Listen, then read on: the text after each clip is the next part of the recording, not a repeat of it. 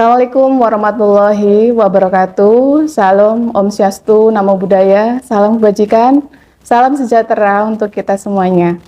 Bapak Ibu dan teman-teman semuanya, perkenalkan nama saya Widya Pratiwi. Saya adalah dosen di program studi Pendidikan Ekonomi STKIP Majenang. Saya bergabung di STKIP Majenang dan ditempatkan di home base Pendidikan Ekonomi sejak tahun 2015.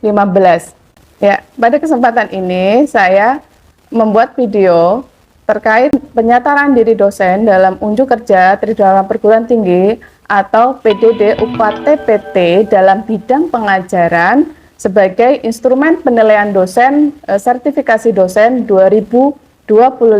Saya menyajikan rekaman video pengajaran di salah satu mata kuliah saya, yaitu pengembangan dan inovasi kurikulum, yang mana mata kuliah ini merupakan mata kuliah yang sudah saya ampuh selama beberapa semester dengan berdasarkan DIA atau Delivery Interactive and Assessment. Ya, tentunya mata kuliah ini atau mata kuliah tersebut sudah tercatat dalam Sister sebagai salah satu kinerja di bidang pendidikan yang sudah saya miliki. Selanjutnya, mata kuliah pengembangan inovasi kurikulum ini merupakan mata kuliah yang wajib sebesar 2 SKS yang diajarkan pada mahasiswa semester 4. Dan mata kuliah ini disajikan dalam 16 kali pertemuan yang mana mengajarkan tentang beberapa hal seperti konsep dasar kurikulum, landasan-landasan kurikulum, lalu prinsip kurikulum, model pendekatan kurikulum, dan pengembangan inovasi kurikulum. Adapun CPL yang ingin dicapai dalam mata kuliah ini meliputi komponen utama yaitu sikap, pengetahuan, dan keterampilan.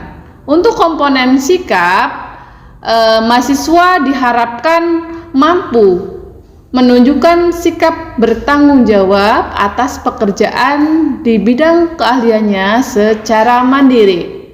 Lalu komponen pengetahuan yaitu menguasai konsep teori bidang pengembangan kurikulum. Untuk CPL keterampilan, mahasiswa mampu menunjukkan kinerja mandiri, terukur, dan bermutu. Lalu mampu menggunakan ilmu pengetahuan dan teknologi dalam menyelesaikan masalah dalam pengembangan kurikulum, serta mahasiswa mampu menerapkan ilmu pengetahuan dan teknologi dalam memperhatikan pengembangan kurikulum. Lalu beberapa CPL ini kemudian dikemas menjadi ke dalam CPMK yang tentunya lebih spesifik, yaitu CPMK pertama itu terkait mahasiswa mampu memahami konsep teori tentang pengembangan kurikulum.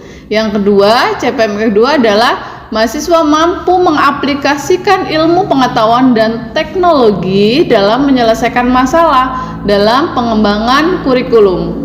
Dan CPMK yang terakhir atau CPMK ketiga adalah mampu menganalisis pengembangan kurikulum.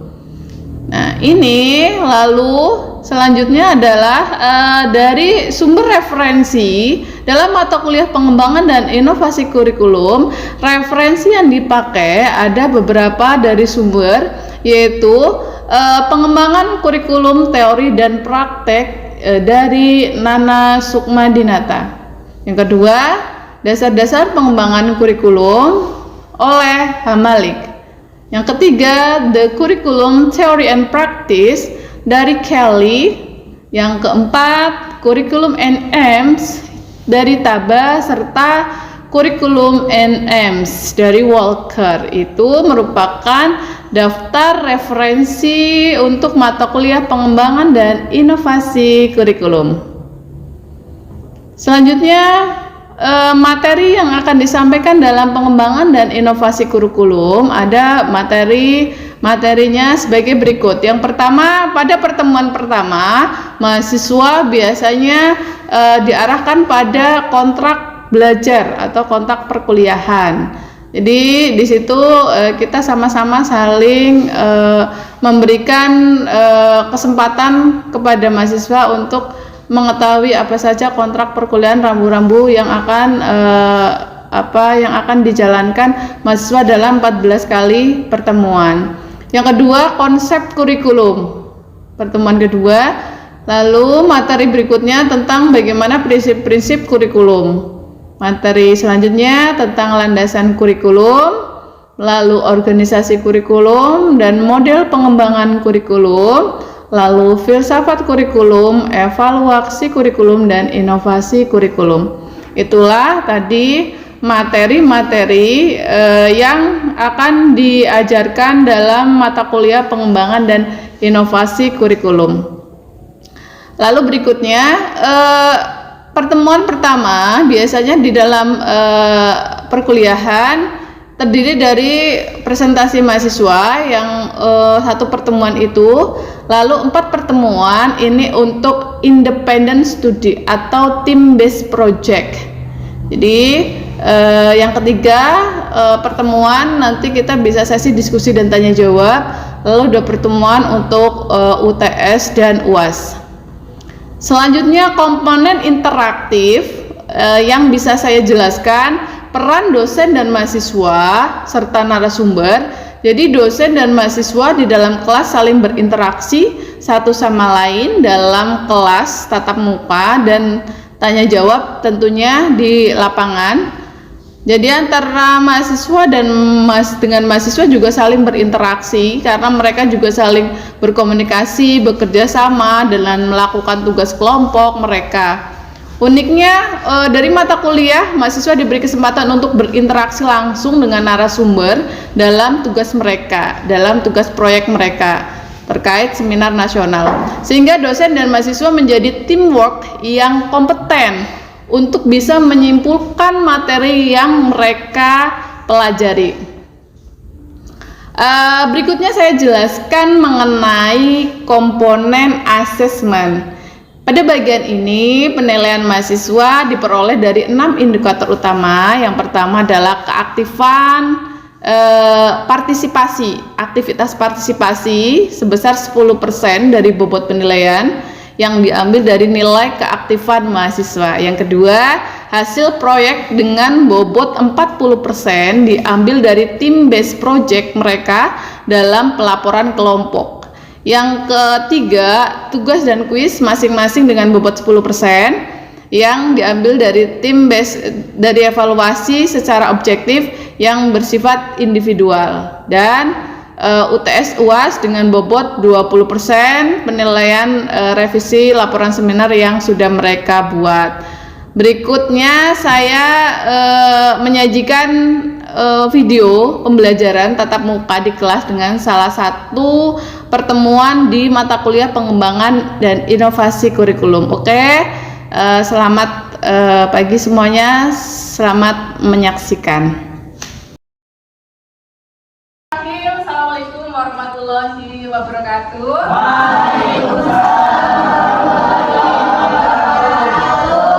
Selamat pagi semuanya. Salam sehat dan bahagia selalu ya. Alhamdulillah pada pertemuan kali ini, tepatnya yaitu pertemuan ketiga, kita dapat berjumpa kembali di mata kuliah pengembangan dan inovasi kurikulum, yang mana pada kesempatan ini kita akan belajar terkait bagaimana kurikulum dipandang sebagai sistem, dan kita akan belajar tentang komponen-komponen kurikulum. Mahasiswa yang pertama Chandra Agustio hadir. Oke, hadir. Marfa Lahlaf, Niscita hadir. Oke, Mbak Nia hadir. Mbak Iis hadir. Mbak Tifda hadir. Mbak Indira hadir. Next, selanjutnya sebelum kita melakukan kegiatan pembelajaran pada pagi hari ini, alangkah baiknya kita berdoa menurut kepercayaan masing-masing. Berdoa, dipersilakan.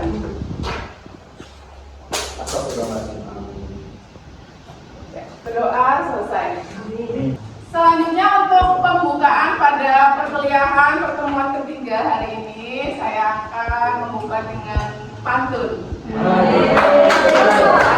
Cakep dari semua. Nanti kalian jawabnya cakep gitu ya. Duduk manis di pinggir sawah.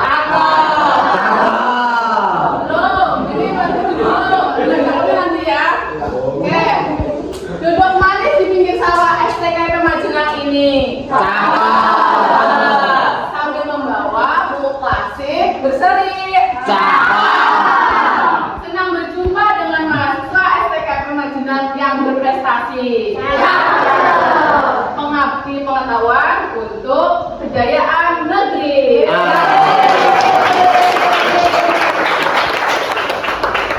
Oke, berikutnya sebelum kita masuk ke materi, saya akan mereview terlebih dahulu pertemuan-pertemuan yang sudah kita ikuti pada pertemuan-pertemuan yang sudah minggu lalu kita pelajari bersama. Kita akan mereview materinya terkait tentang pengertian kurikulum, lalu peran kurikulum dan landasan kurikulum. Sebelumnya, untuk itu saya ingin ada kuis ya. Silakan mahasiswa semuanya membuka HP-nya masing-masing ya. Udah? Ada yang mau bawa HP? Ada Bu. Bawa semua ya. Nah, masuk ke puisi. Ya, juga udah. Nanti kodenya ini. Masukkan kodenya 409178. Lalu masuk namanya dengan nama masing-masing mahasiswa. Baru nanti kita langsung ke soal. Itu untuk mereview pemahaman kalian terkait materi. Ya, sambil menunggu yang lain silakan. Website di atas ada entry code, bisa masukkan entry kodenya. 24 baru.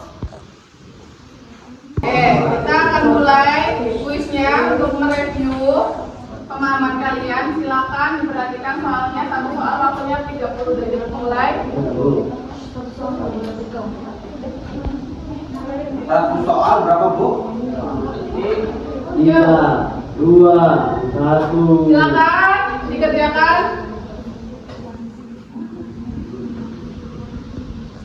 Nanti skornya yang paling tinggi 1, 2, 3 terlihat.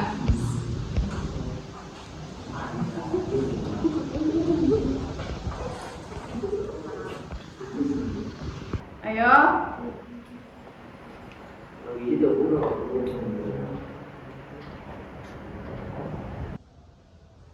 Baik, benar.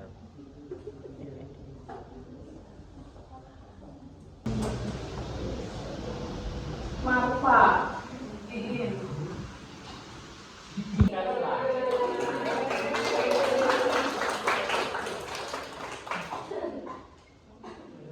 Semuanya kita tadi sudah mereview dengan melihat kemampuan kalian penguasaan dalam materi sebelumnya. Kita lanjut next.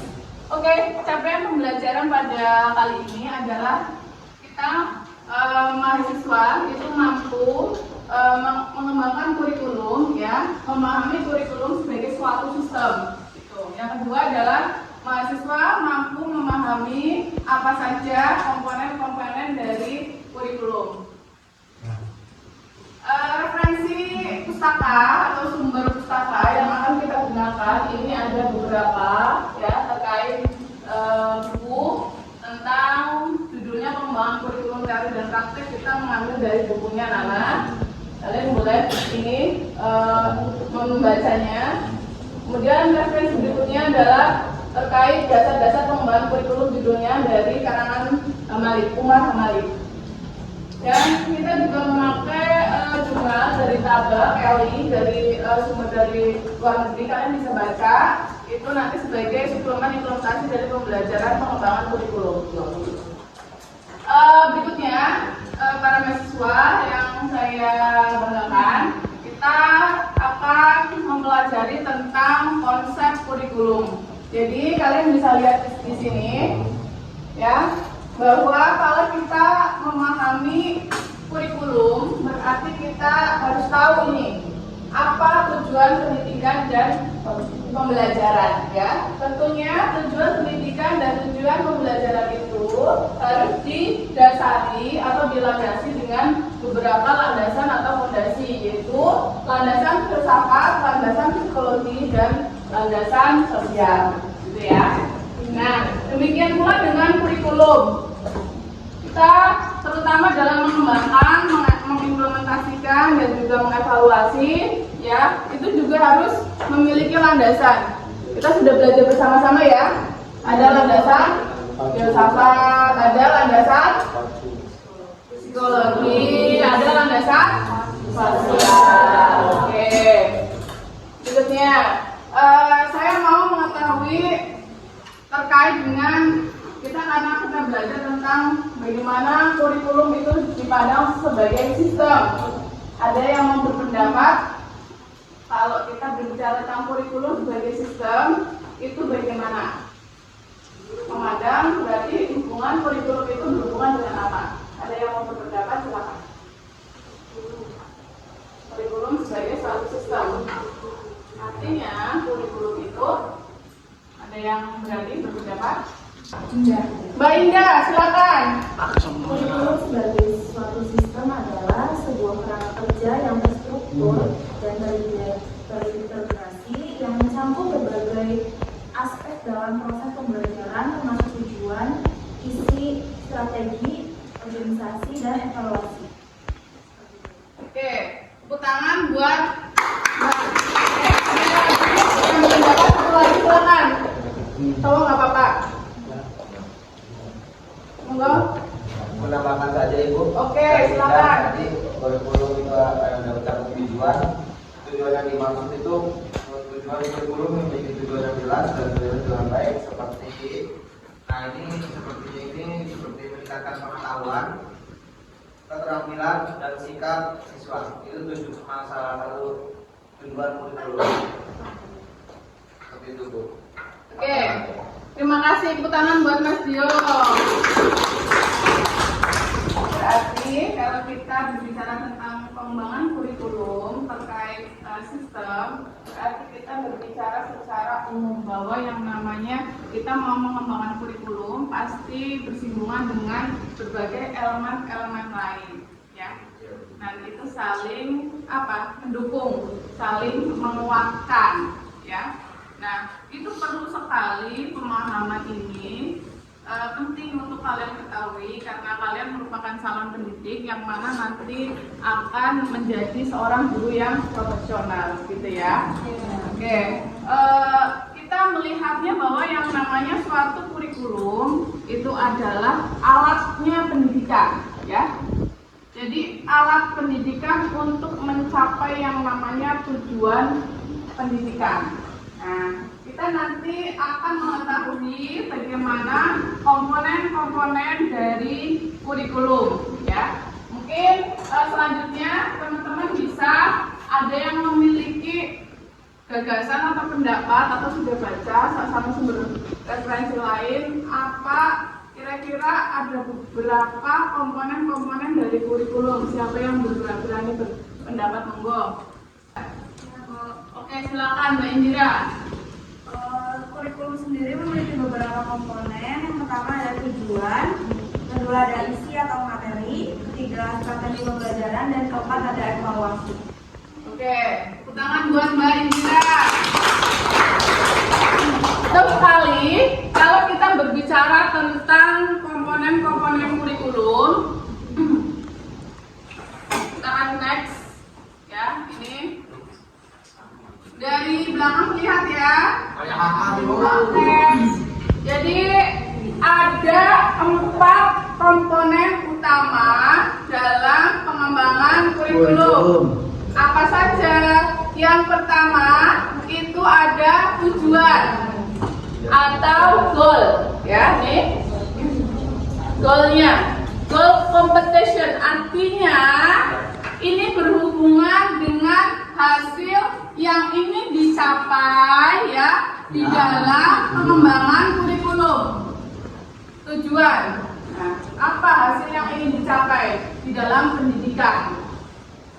ada goalnya pasti. Kalau nggak ada goalnya, nanti bias.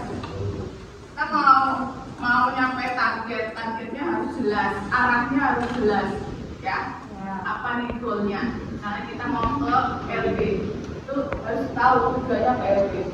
Ya, tujuannya. Nah, tujuan itu ada skala makro, ada skala mikro. Ya. Tujuan skala makro itu bisa terlihat dari undang-undang yang tertinggi, itu Undang-Undang 45, yang mana dalam kandungan Undang-Undang 45 itu adalah bagaimana siswa itu ya bisa cerdas, mencerdaskan kehidupan bangsa. Siapa? Termasuk peserta didik. Itu jabaran yang paling tinggi, mencerdaskan kehidupan bangsa, ya. Lalu diturunkan, ya, dari hierarki itu diturunkan ke tujuan pendidikan nasional. Nah, tujuan pendidikan nasional itu mencakup bagaimana seorang peserta didik itu mampu beriman dan bertakwa. Apalagi demokrasi, ya. Nah, itu adalah tujuan pendidikan nasional, yang mana di bawahnya lagi, di breakdown lagi, ada yang namanya tujuan institusional. Tujuan institusional itu adalah tujuan per lembaga pendidikan, per sekolah, ya. Biasanya kalau sekolah-sekolah kan pasti ada visi misi, ya. Nah, visi misi itu yang menggambarkan ruhnya dari tujuan institusional, ya. Lalu di bawahnya tujuan institusional ada tujuan instruksional atau tujuan per mata pelajaran, ya. Jadi tujuan instruksional ini itu harus ada per mata pelajaran. Berikutnya tujuan khusus atau indikator-indikator itu, ya, ada indikator. Jadi yang paling rendah ada indikator, baru tujuan per mata pelajaran, tujuan institusional, lalu tujuan pendidikan nasional, baru Undang-Undang 45. Itu goalnya, ya. Gitu loh. Kalau kita membangun kurikulum, tahu betul prinsip-prinsipnya. Jadi ketika bikin dokumen kurikulum mateng, itu nanti imbasnya pada dua hal utama, yaitu tentang kualitas dari mutu pembelajarannya juga oke, lalu kualitas lulusannya pasti oke. Gitu ya. Oke, itu tujuannya. Setiap kurikulum pasti ada tujuannya. Termasuk materi, ya. Materi itu ada macam-macam. Kalian bisa perhatikan kalau kita berbicara tentang materi itu ada dalam standar isi, ya. Materi kan ada yang namanya fakta, ada yang namanya konsep, ada yang namanya prosedural, ada yang namanya langkah-langkah, ya. Ada yang namanya rumus. Itu materi. Nah, itu masuk ke pengetahuan esensial. Materinya bisa berupa fakta, ya. Fakta, contohnya kurikulum adalah apa? Itu fakta, ya. Nah, strategi dalam belajar itu biasanya kurikulum sekarang sudah menerapkan yang namanya berpusat pada siswa. Nah, kalau yang sekarang itu namanya dengan studi kasus, ya. Lalu karena itu kan bisa mengkaitkan dalam kehidupan nyata. Nah, itu mungkin hal-hal yang mungkin perlu kalian pahami bersama-sama, bahwa penting sekali pengembang kurikulum tahu komponen-komponen kurikulum ini supaya ada panduannya, gitu ya. Hari ini kita 5 menit, 10 menit kita ada team based project. Silakan kalian berkelompok menjadi 4 kelompok besar. Silakan, ada berapa nih total semuanya? 40. Berarti 10-10 ya. Coba kalian berkelompok dulu, membuat kelompok aja. Nanti bagi satu kelompok satu kendala-kendala apa yang ada dalam implementasi kurikulum di sekolah dasar.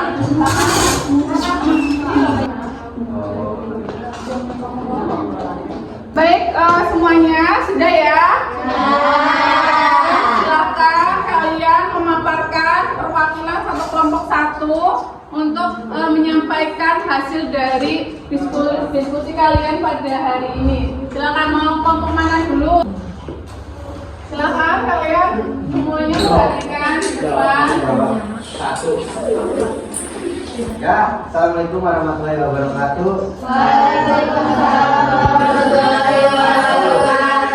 Kami dari kelompok 1 perwakilannya saya sendiri yang kami tinggal kepada Ibu Widya SPD yang saya hormati. Di sini saya tidak akan lama, saya akan membahas sedikit tentang ini perkembangan ilmu pengetahuan dan teknologi. Jadi perkembangan ilmu pengetahuan dan teknologi telah membawa perubahan pada hampir setiap aspek kehidupan manusia, membawa tuh dari manusia yang dulu ke zaman yang sekarang. Nah, dan berbagai permasalahannya hanya bila ada kata yang salah mungkin bisa ditambahkan dengan yang lain. Wabillahi taufiq wal hidayah. Wassalamualaikum warahmatullahi wabarakatuh. Waalaikumsalam warahmatullahi wabarakatuh.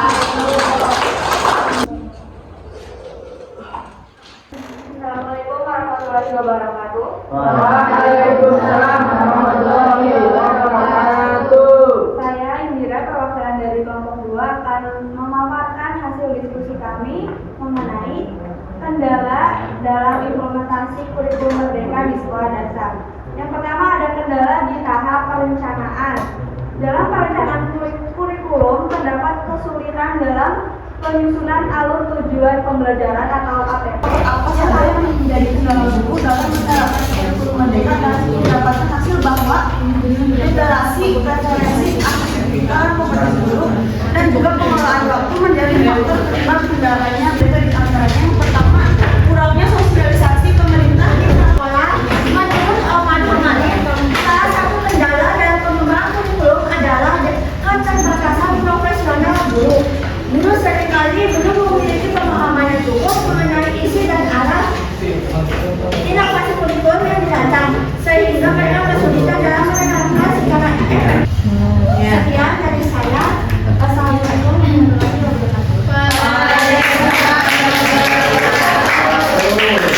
Kita tadi sudah mendengarkan pemaparan dari 4 kelompok. Sekarang kita sesi refleksi yang mana kita coba flashback tadi yang sudah kita pelajari materinya terkait bagaimana kurikulum sebagai sistem dan komponen-komponen kurikulum ya. Mungkin ada yang mau menyimpulkan dari mahasiswa. Baik, di sini saya akan menyimpulkan proses perkuliahan pada hari ini.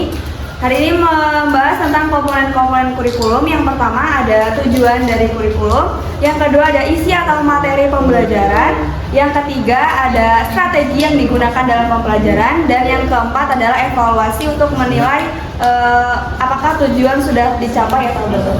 Oke, terima kasih tepuk tangan buat Mbak Indah. Ya. Oke, baik, ada yang mau disampaikan? Kalau tidak ada, saya cukupkan. Terima kasih atas perhatiannya. Terima kasih atas waktunya. Mohon maaf atas segala kekurangan saya dalam menyampaikan materi.